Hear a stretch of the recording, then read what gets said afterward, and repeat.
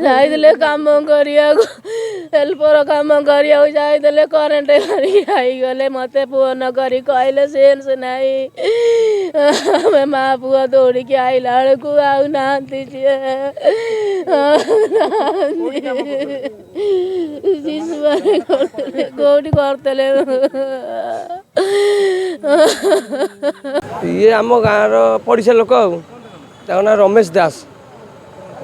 ସେ ଆସେ ରାଜମିସ୍ତ୍ରୀ କାମ କରିବାକୁ ଆଜି ବି ଆସିଥିଲା କାମ କରିବାକୁ ଆଉ ସେ ଫୋନ୍ ଆସିଲା ଯେ କରେଣ୍ଟ ଲାଗିଯାଇଛି ଆଉ ରମେଶ ନାହାନ୍ତି ଚାଲି ଯାଇଛନ୍ତି ପିଏସିରେ ଅଛନ୍ତି ଆସନ୍ତୁ ସେଠୁ ଆମେ ସବୁ ପାଇକି ଗାଁରୁ ସବୁ ଡକାଡକି କରି ମୁଁ ଲୋକଙ୍କୁ ସରପଞ୍ଚକୁ ଏମିତି ସବୁ ଡାକି ଡୁକି ୱାର୍ଡ଼ ମେମ୍ବରକୁ ନେଇକି ଆସିଛି ମୁଁ ସେ ଗରିବ ଲୋକ ଆଜ୍ଞା କେମିତି କ'ଣ ରହିବ ତା ଶବ ସଂସ୍କାର ହେବ ସେ କେମିତି ଆଗକୁ ଭଲ ମନ୍ଦ ତାଙ୍କର ପରିବାର ଚଳିବେ ଆମେ ସେତିକି ଅନୁରୋଧ କରୁଛୁ ଆଉ ସରକାରୀ ସାହାଯ୍ୟ ମାଗୁଛୁ ଆଉ